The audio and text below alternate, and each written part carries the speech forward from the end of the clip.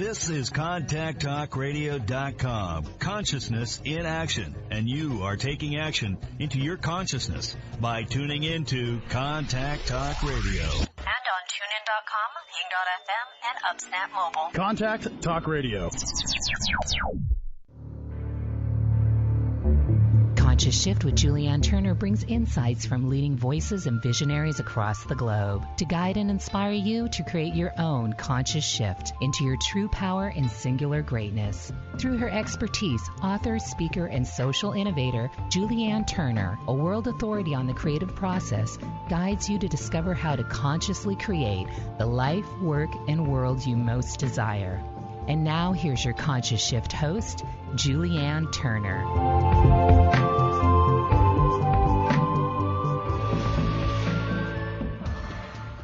Welcome, everyone, to Conscious Shift. This is Julianne Turner, your host. We're so glad that you're joining us again today from all across the planet. And today we are going to be talking about the future. It is on everyone's mind in a personal sense and in a global sense. Is the future going to be one of abundance or apocalypse? Right? There's a lot of fear out there. We want to address that today because our guest today is a very special guest who's going to talk with us about how the future is not only faster than you think, it's actually better than you may think right now. That this is a time where we're moving into arguably the greatest display of imagination the world has ever seen. And it is going to be the era of the extraordinary. And so there's not a better time to bring in Steven Kotler, the author of the latest book he's written with Peter Diamandis, The Future is Faster Than You Think. Welcome, Steven, to Conscious Shift. Julianne, it's great to be with you. It's always such a joy to have you. Steven, I've had the privilege of hosting you on Conscious Shift for your book, Bold, Tomorrowland, Stealing Fire, and now you have this third book. I was wondering, so it's 4. I was wondering how many times we've done this. I appreciate the support. Thank you so much. Absolutely, and our work is so aligned and resonant, and I know our listeners are in for another treat today as we talk about this. What I love is that it's really kind of the third in what you're now calling, you and Peter are calling, the Exponential Mindset trilogy, with abundance, bold, and now the future is faster. Let's talk about that word, exponential. It's a fairly mind-bending word, and I think it's been on our minds because with everything that's going on in the world, that kind of mind-bending thought or capacity for humans to think in terms of exponential terms is almost breaking our brains a little bit. Let's talk about that for a moment. Yeah, so I'm glad it's a perfect place to start. So let's just start with definitions. Linear growth is what we're used to. It's 1, 2, 3, 4, 5, 6, 7, 8, 9, 10. Exponential growth is a doubling. So 2 becomes 4, becomes 8, becomes 16. It's relevant to the topic of technology because a bunch of different technologies, about 12 different technologies right now, are all advancing along exponential growth curves. Now, the classic example of this is Moore's Law, right? Moore's Law says the cell phone in your pocket gets twice as fast, twice as powerful, but the cost stays the same every year and a half. That's a doubling along what's known as a price performance curve. Every exponential follows that same path. And this in computers is the reason why, the smartphone that's in your pocket is 1,000,000 times cheaper and 1,000,000 times smaller than a supercomputer from the 1970s. So that's what exponential growth looks like in technology. And it's not just in computers. It's in biotechnology, healthcare, digital medicine, nanotechnology, networks, sensors, robotics, artificial intelligence. And here's the thing that I want to point out that's really relevant to what you said. We'll talk more about the ramifications of the technology in a second, I'm sure, but everybody who's listening to this is probably feeling a little bit of fear. And one of the reasons And I'm not saying we have the fears are justified or not justified, but it's extra turned up right now. And the reason is because of this exponential change we're experiencing in the world. The brain evolved in an era of immediacy and a local and a linear environment. Immediacy meaning the threats we dealt with were kind of the tiger in the bush variety, right? Right. And local and linear means local means we dealt with stuff that was a day, maybe 2 days walk away from us, and linear, the rate of change was really slow. Your great-great-grandfather's life was roughly the same as his great-great-grandson's life. So now we live in a world that is global and exponential. The brain literally was not designed to process things at this speed and this scale. And when the brain encounters exponentials, we have what's known as a linear bias. We're baffled by it. We don't understand it. We don't see it in normal life. And now is one of the only times, right? We're seeing a virus which spreads exponentially, and we're being able to watch it because we had an exponential spread of sensors and computers and networks that are now, this sort of convergence of all these factors. We're witnessing exponential growth in the world right now, and the brain is fundamentally uncertain. When it encounters it, it scares us. We're not used to seeing it, and it scares us. And one other thing that makes this exceptionally acute is because we evolved in this era of immediacy, and the brain is used to kind of immediate threats, probabilistic dangers. The economy might nosedive. This could become a, swine flu-like pandemic kind of thing. Those kinds of fears, those are probabilistic dangers. They're maybes. Maybe this is going to happen. Maybe this won't. The brain can't actually shut down very well until the probabilistic danger has passed completely. And they don't, right? We woke up to this reality after 9/11 when terrorists might attack is another probabilistic danger. And it really tilts us. It produces a hypervigilant reaction in the brain. And, we tend to see crisis where there might not be one. Exactly. And it's such a relevant and amazing parallel when we see the models of what exponential looks like. With a virus, we actually start to see that in the world in a new way. We're not used to that, as you said, Stephen, and the uncertain, the unknown does tend to scare us. And so some of these technologies that are coming online, right? And the stories and the pop culture around them, the movies like Terminator and all of the sci-fi apocalyptic shows, feed that fear.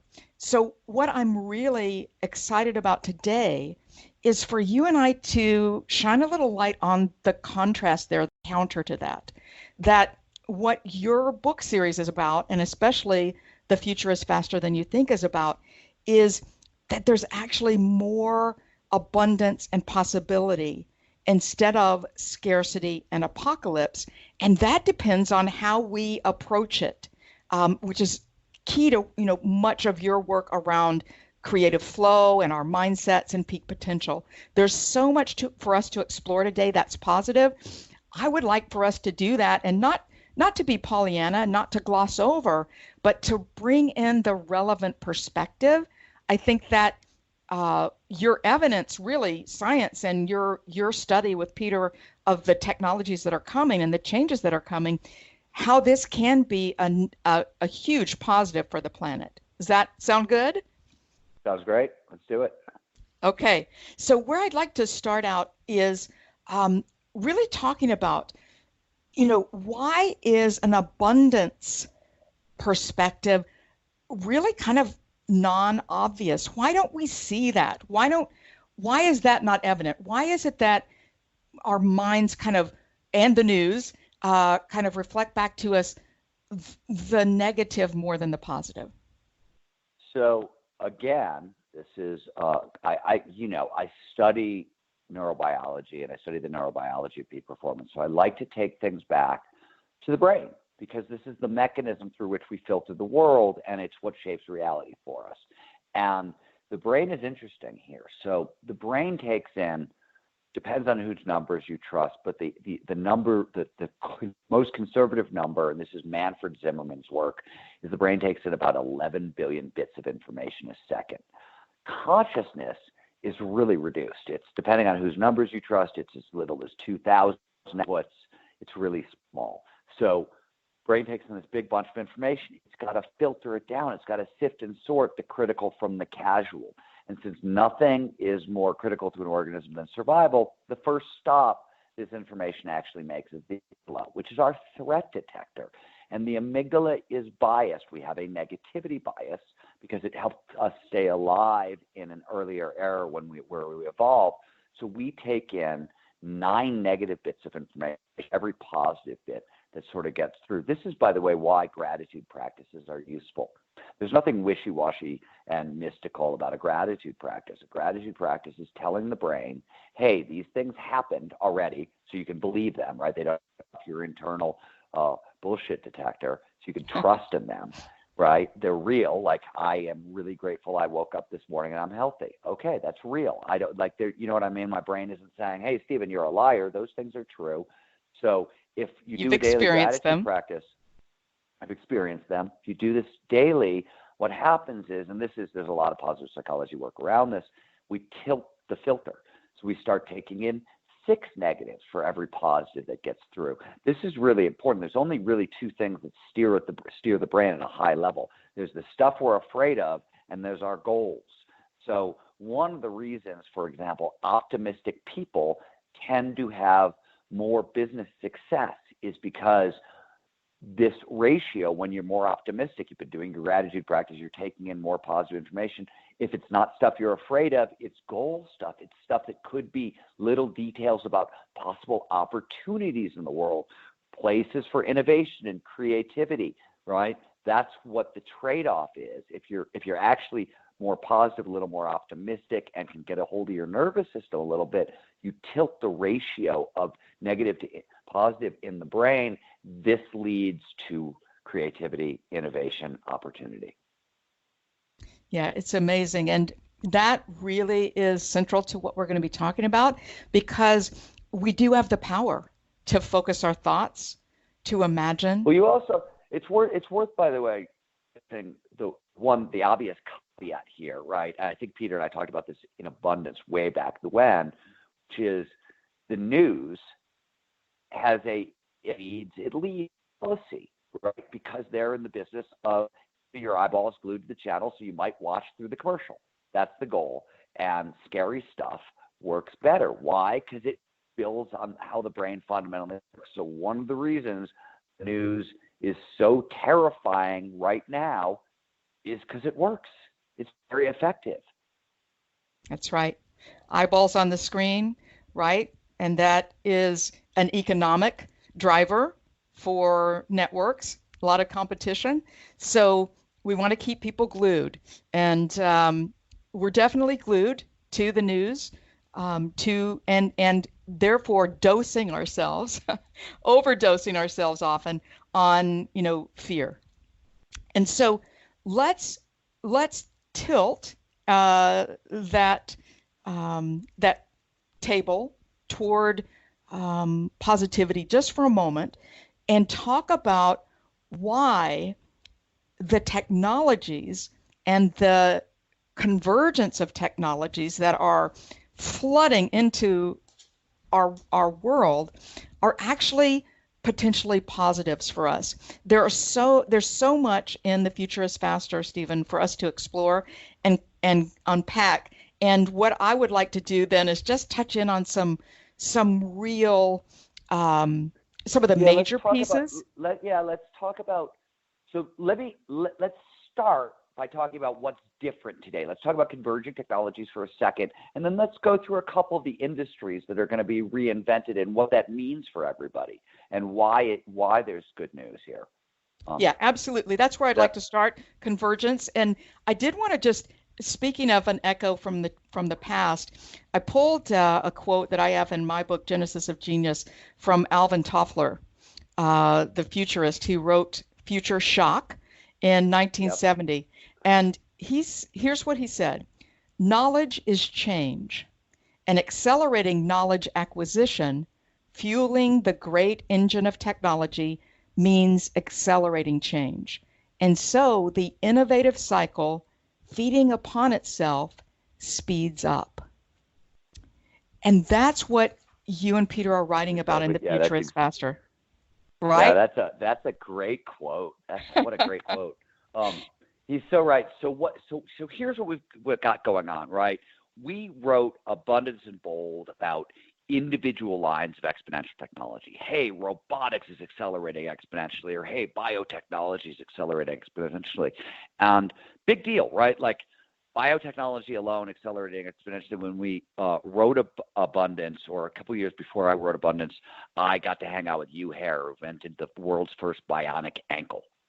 And today, because biotechnology is moving so fast, 50% of the human body is replaceable by bionics. We went from like one bionic body part back in 2010 to 50% of the human body is replaceable by bionics by now. That's just single exponentials.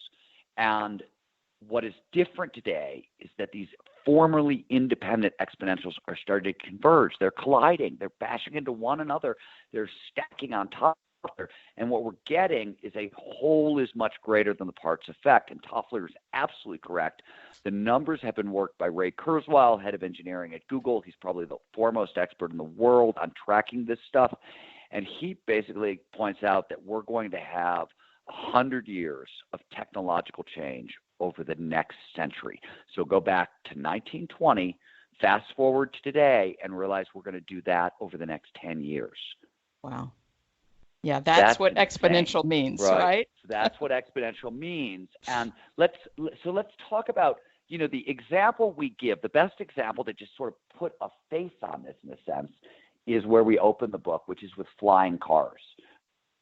Flying cars is this technology that brings a smile to almost everybody's face, because everybody's been like, oh yeah, we've been private flying cars forever, right?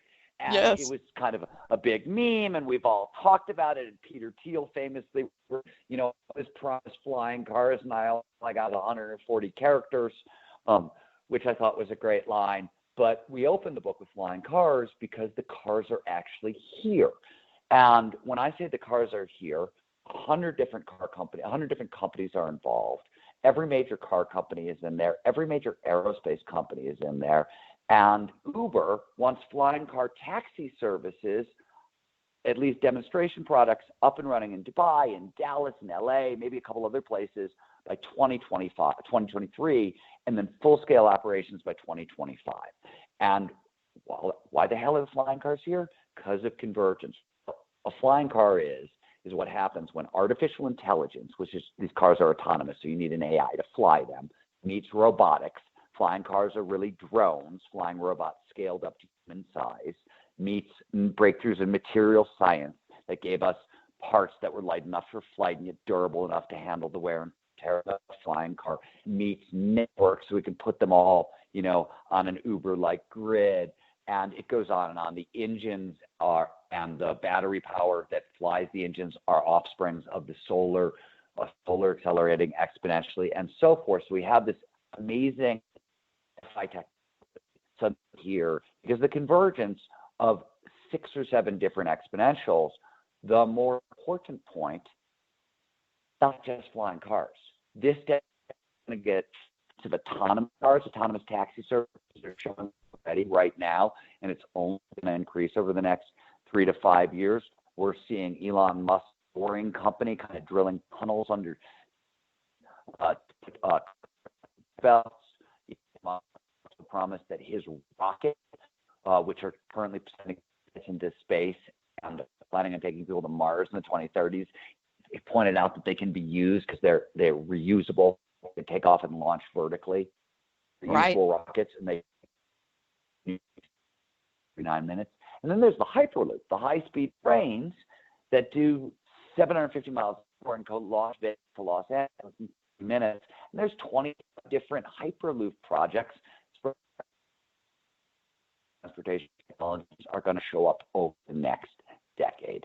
And this is a really foundational shift, and it changes lots of basic things. Real estate. Now we can live a lot farther away from cities because we can get there faster.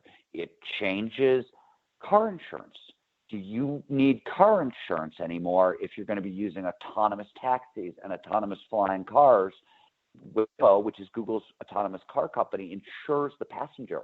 You sit down in a Waymo autonomous taxi and you're automatically insured because the risk profile is shifted.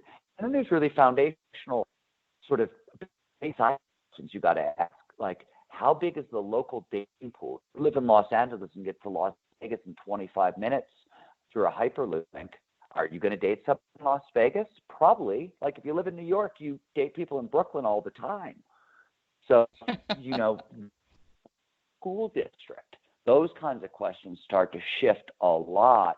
And that's super interesting, super exciting, tremendous amount of opportunity. Obviously, with anything, right? Global transportation means viruses can spread more quickly. It means we're pushing into kind of greener, more environmental areas, and we have to be aware of these things moving forward. And more we are. Right? That's the good news here is we are becoming way more aware of this stuff. So those measures can be put in place so we can do this in a more smooth fashion, hopefully. But transportation totally reinvented over the next decade. And of course, not just transportation, right? As you know, in the book, we go through the 11 biggest industries on Earth and talk about what's going to happen over the next decade in each. And it's all as revolutionary as what's going on in transportation. Absolutely. What a great way to paint the picture through, those linkages and convergences of different technologies, and then what the impact that has on how we operate in the world and what that makes possible. The other thing that you pointed out, Steven, is like another tectonic shift, and that is on the positive side, our connection with one another enables cooperation around solving problems like we've never seen before. Can you touch in on that just for a moment? Well, that's one of the ideas Peter and I actually talked a lot about in Bold, and we didn't bring it back in Faster, but I'm glad you asked because everybody has been asking, and it's probably still woven through. One of the things that happens is the so-called tools of cooperation are going global. So just think about this in terms of ubiquitous networks. So right now, today, half the world is online. But over the next 5 years, because we've got 5G going up terrestrial level, then we've got Project Loon, which is Google's sort of stratospherically based balloons, weather balloons, giant weather balloons, mylar balloons. They're not weather balloons, mylar balloons to beam 5G back down to Earth. And then we've got 5 different satellite networks going up overhead. And this is supposed to bring cheap or completely free wireless connectivity at 5G speeds to the entire planet. And this is really kind of an amazing opportunity because this is a tool of cooperation. 4 billion new minds are about to join the global conversation for the very first time. And you pointed out with your Toffler quote, right, that anytime creativity and innovation can speed up, the rate of change speeds up, and that's what's going to happen, right? We've got 4 billion people joining the global conversation for the first time. Just think about how many of them are geniuses who would have gone totally undiscovered without this kind of ubiquitous network or without the access to the information that the internet could bring to train up those geniuses. So it's a really amazing time that way. Yeah, exactly. And so what we've seen is, throughout human history, technologies from the ability to just, have wheels and move a further distance to that have brought us together, our ships that have brought us together across continents that fueled, innovation from where people would meet in the ancient times, across the desert and exchange goods and ideas, right? And all of a sudden there were big bursts of innovation and creativity. Why? Because diverse minds from different places with different perspectives came together. And we saw it again, in the Renaissance. And this is a new kind of Renaissance, I believe. The internet has enabled much of that. We've seen just an exponential, right, explosion of innovation. And now we're putting that, we're elevating that to an even higher more accelerated speed. I agree with that. I also it's just worth talking about. I think one of the great places to see that is what's happening in healthcare, and it's really relevant today in an amazingly optimistic way. And what we're going to see in healthcare, because healthcare is being totally reinvented. Nothing about the healthcare system is going to be the same 10 years from now. We're reinventing almost every level of the medical treatment train. And that's a good thing. It's an amazing thing. So on the front end, you've got diagnostics. And diagnostics are, they're a huge, huge problem. First of all, there are $200+ billion of procedures take place in America every year that are not necessary because we get the diagnostics wrong. There are stats that say 43% of the time you go to the doctor, they give you a misdiagnosis. So we've got some room for improvement here. And the really cool news, we're seeing this already. We're seeing AI be able to read radiological screens much better than doctors.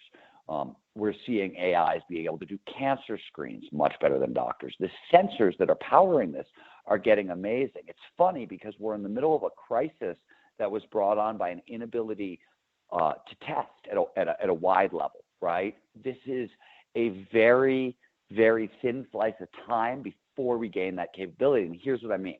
A couple of years ago, my partner, Peter Diamandis, runs the X Prize, right? Big global contests for world-changing innovation. And the Tricorder X Prize was won. This is a handheld device the size of your cell phone that it's attached to 6 different portable sensors, and it can read and diagnose the 50 most common ailments on Earth. And that was when it was first introduced. I think that number is up to 100, but I wouldn't quote me on that. My point is that is where we are today. Very soon, these diagnostic sensors are going to be built into your cell phone. They're going to be attached to diagnostic AIs in the cloud, and at-home diagnostics for stuff we've seen before and stuff we've never seen before is going to scale right now. I mean, we're seeing in your cell phones, in your Apple Watch, right? You're seeing the first round of these devices get already built in. But way, way more is coming over the next 5 years, and that's just the front end. In the middle, surgery, right? Medical procedures, and surgery being the biggest one. And here we're seeing a total revolution in surgical robots. We saw the beginning of this, the Da Vinci robot we introduced kind of as, back in abundance. I had hernia surgery a year ago. The Da Vinci robot performed it, right? Wow. So it's gone widespread. It's gotten to my little town in Nevada, right? Like this is wide. And there are now robots performing all kinds of surgeries. In fact, in the book, we talk about the STAR soft tissue robot. This is a really big deal because one of the hardest things for doctors to deal with is a soft tissue wound. If you cut your stomach open, it's a mess. There's stuff everywhere. There's a lot of blood. There's a lot of tissue. It requires all kinds of dexterity to repair. We've got soft tissue surgical robots starting to come online. And here's the cool thing here. This is not just healthcare for the rich and famous. This year, Google, actually their parent company Alphabet, in conjunction with Johnson & Johnson, have launched Verb Surgical. This is democratized, meaning cheap, surgical robots. Wow. So these robots are going global. That's the middle of the treatment train.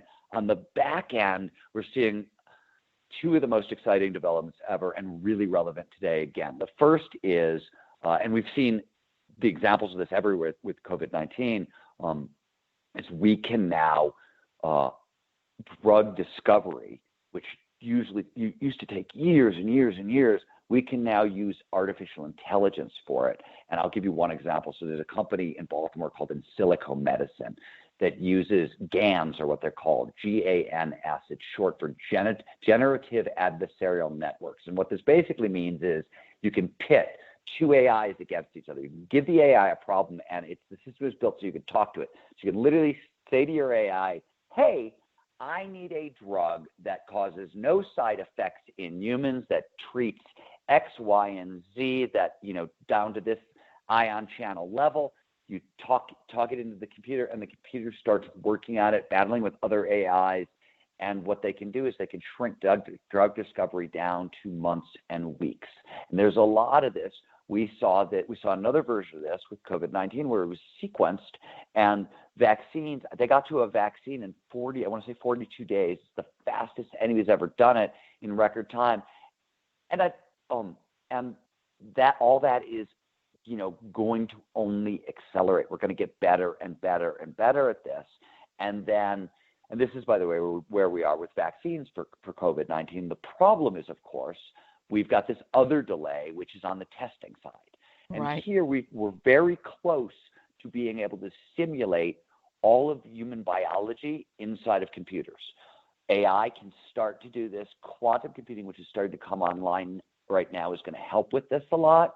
By the 5 years, I've heard for kind of aggressive, optimistic numbers. I've heard 10 years for more conservative numbers. But over this decade, we're going to be able to figure out what a disease is and create a treatment for it faster than we've ever seen before.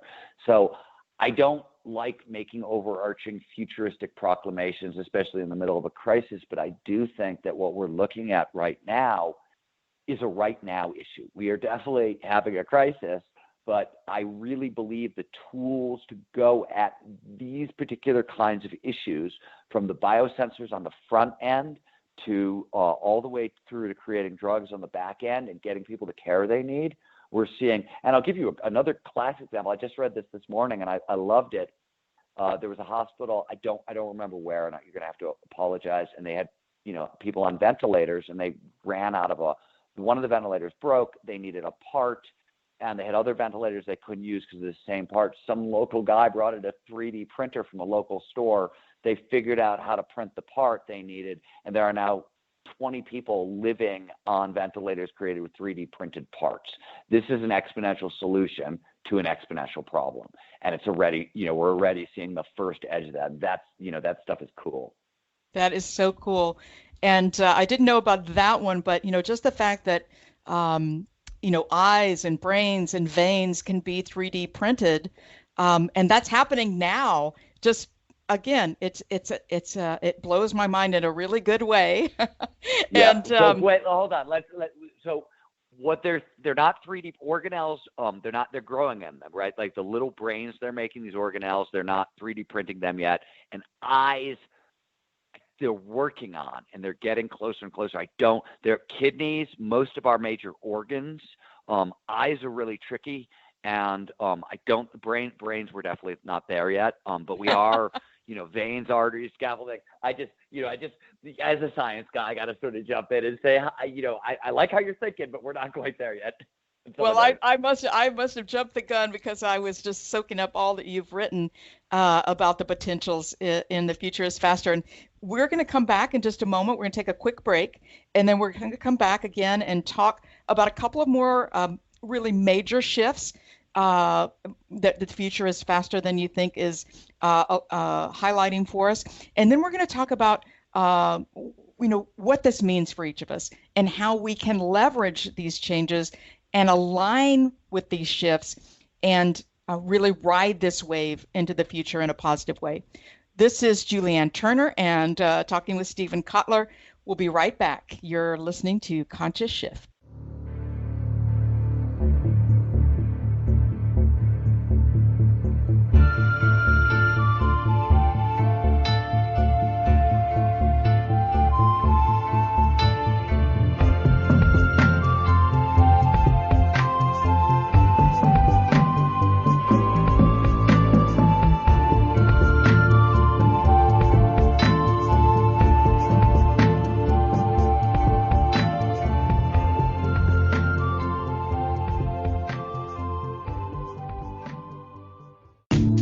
If you love the voices and visionaries shared here on Conscious Shift with Julianne Turner, from spiritual guides like Marianne Williamson, Barbara Marks Hubbard, and Don Miguel Ruiz, to creative sparks like Julia Cameron of The Artist's Way, and inspiring business gurus like Seth Godin and Daniel Pink, then you'll love being able to grasp their wise guidance and apply their step-by-step wisdom to the new Conscious Shift Notes Action Guide series, a version of Cliff Notes for each Conscious Shift show. With Conscious Shift Notes, they not only give you the engaging full audio interviews from each Conscious Shift visionary and the full written transcript, but now they've also taken each Conscious Shift show interview and distilled it down to its essential essence. So you get each Conscious Shift show summarized on just a few colorful visual pages with bullet points, highlights, and key quotes, so you can grasp the key points at one glance. Want to know the best news?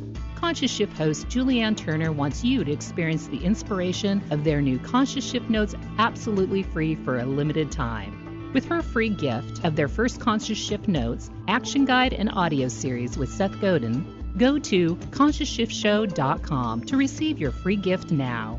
In your free gift, Conscious Shift Notes set, multiple New York Times bestselling author and creative visionary Seth Godin shares in detail exactly how you can discover and profit from your own unique genius and start doing what really matters to you and to the world. Your first step is to go to ConsciousSHIFT-show.com right now to receive your free Conscious Shift Notes, action guide, and audio, along with their Conscious Shift Show updates from their growing global community of fellow visionaries.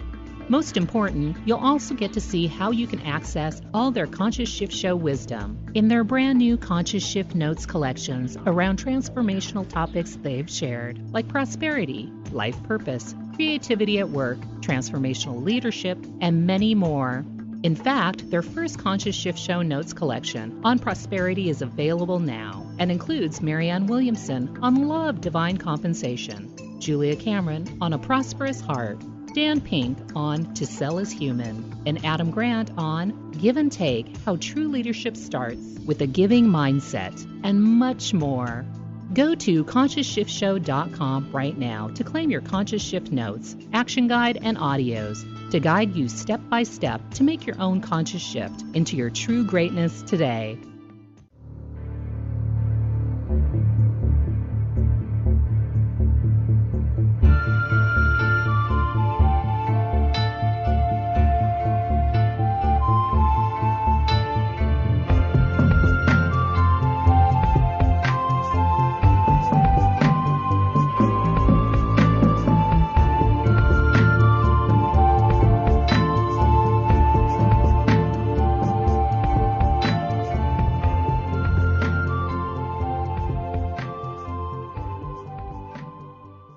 Welcome back, everyone. This is Julianne Turner. You are listening to Conscious Shift, and today we are talking with New York Times bestselling author Steven Kotler about his latest book with Peter Diamandis, The Future is Faster Than You Think, and the future is also better than you think. We've been talking with Steven about how converging technologies are accelerating the potentials that combinations of artificial intelligence and robotics and material science, all of these things are creating positive, unprecedented changes in transportation, healthcare, all kinds of industries. And Steven, there are some other tectonic shifts that I just want to touch in briefly on. One of them is around the trend of that I really think is going to affect each one of us, and that is the removal of the middleman. You know, we see this concept, I think, maybe most obviously in Bitcoin and what that does. Can you touch in on that shift just for a moment? Well, Bitcoin's really interesting. It's not really Bitcoin. It's the blockchain technology underneath the Bitcoin, right? And what the blockchain does is allows you to move value around without a trusted middleman, meaning a bank, right? Right now, for example, if I work in Mexico and I want to remit money back, or if I work in the States and I want to remit money back home to somebody in Mexico, I got to use a bank or I got to use Western Union. They take a big chunk. Blockchain allows you to remove the middleman, and it really allows you to move kind of all the middleman at a really deep level, and we'll go there in half a second. So, you know, we're seeing this in starting to pop up in finance, where people really think it's going to show up first, and it's almost going to be invisible, is underneath our utilities. People are right now, like last year, U.S. boom year in solar. Solar's been on an exponential for a while. Last year was another boom year for solar. More and more people are going solar. We want to be able to sell our energy back to the grid. A nationwide energy grid is one of the best things we can possibly do to fight climate change. And it's fantastic. And we have the capabilities. But to do it, we have to be able to sell it back to the grid. There's no way right now. Blockchain is enabling that. So we think we're going to see it underneath utilities first because it allows a lot more fluidity in the system than we've seen before. But it's starting to cut out the middlemen in banks and a lot of financial markets, and that's only going to continue to increase. Okay, I love that. Thank you for touching in on that. And it's another kind of, I think, such a different model that it stretches our minds in the same way that having an exponential mindset stretches our minds. I've seen a lot of people kind of tuning into how blockchain works and trying to get their minds around that and trying to grok that. But it's really an invitation for each of us to open up, I think, to new ways of thinking, Steven. And that's where your work, just aligns and extends from the technology, futuristic technology research that you do into the ideas of peak performance and flow and neurology and how our brains can work and how we can work with our brains better. Don't you think? I think they absolutely dovetail, and I'll give you, I'll speak sort of directly to it. Flow, for those who are being in the zone, runner's high, whatever you want to call those moments of peak performance, scientists define flow as an optimal state of consciousness where we feel our best and we perform our best. And it kind of refers to those moments of kind of total focus. You get so lost in what you're doing, everything else just disappears.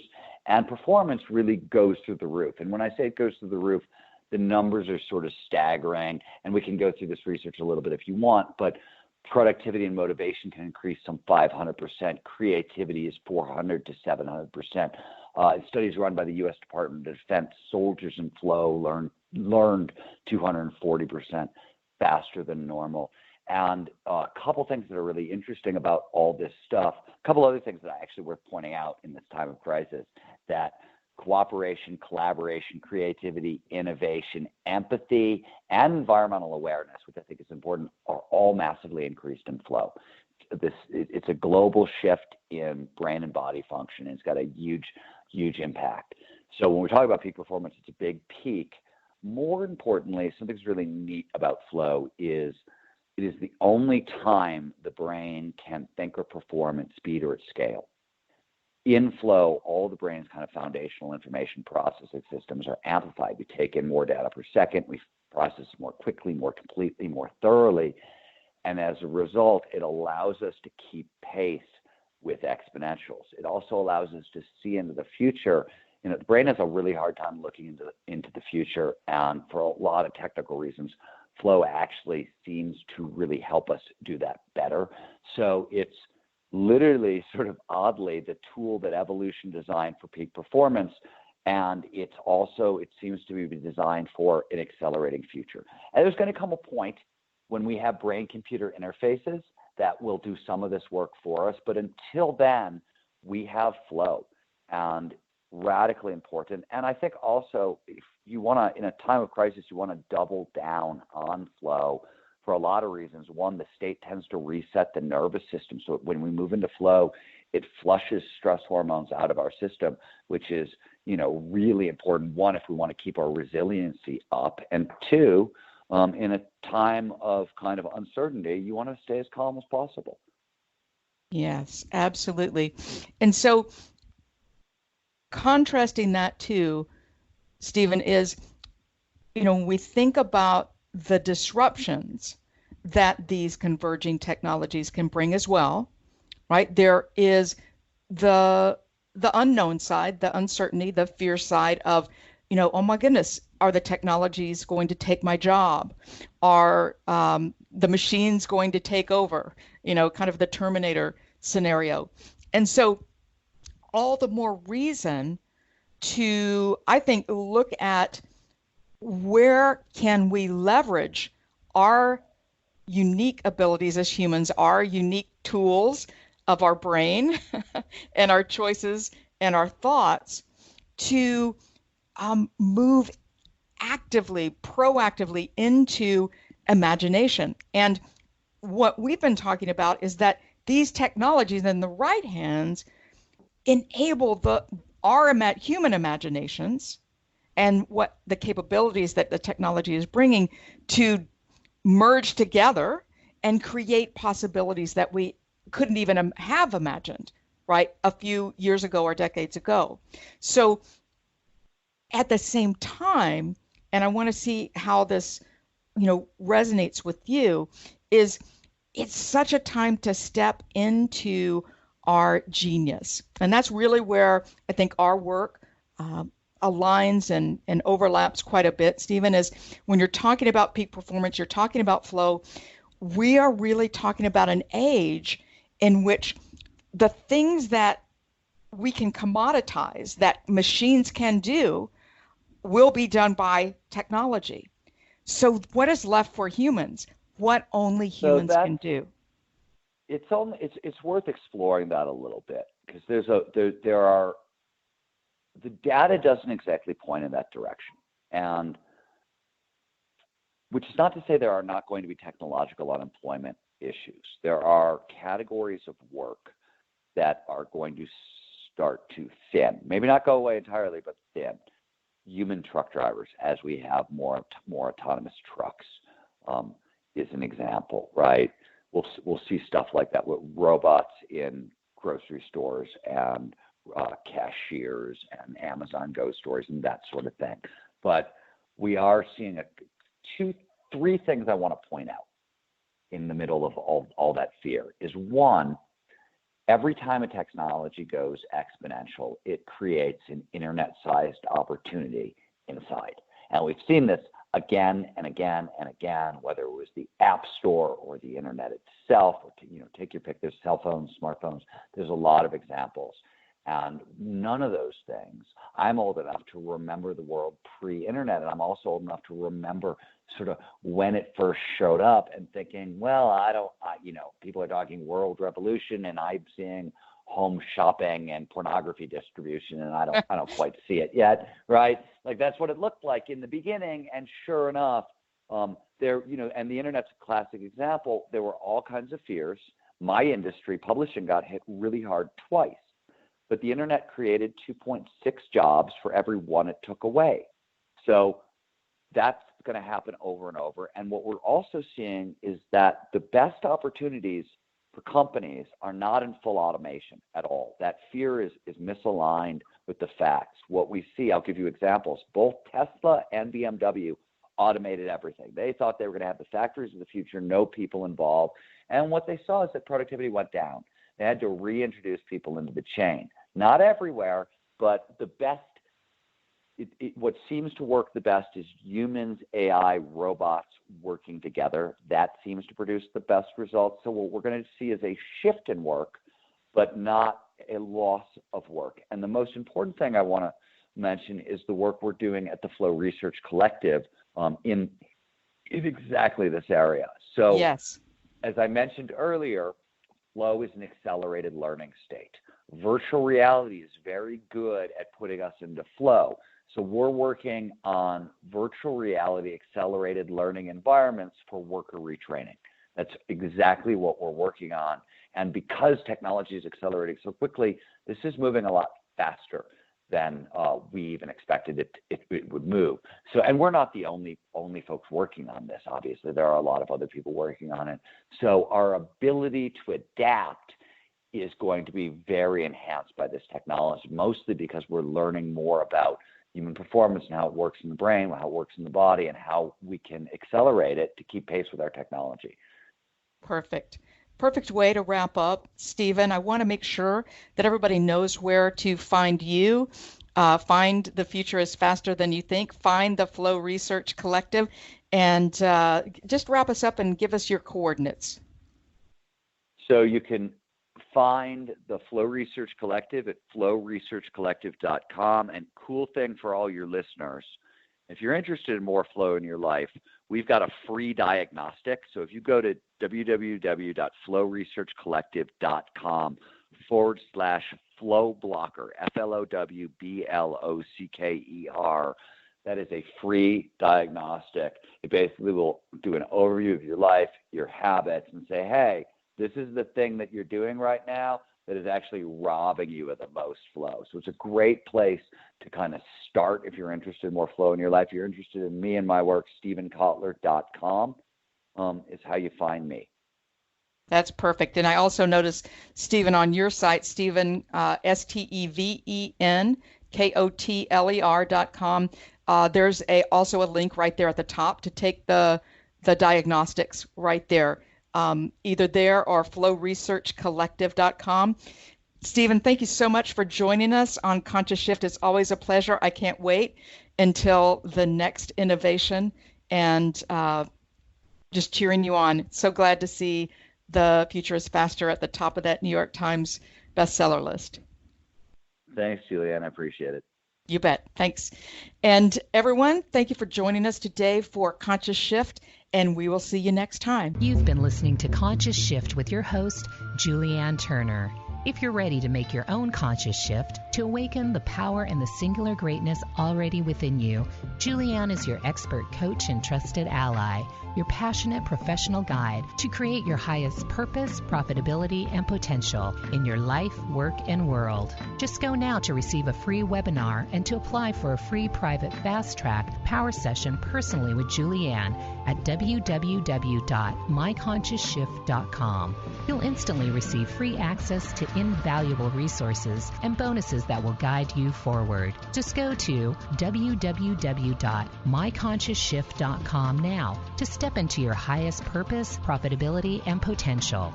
Now is the time to shift into your greatness.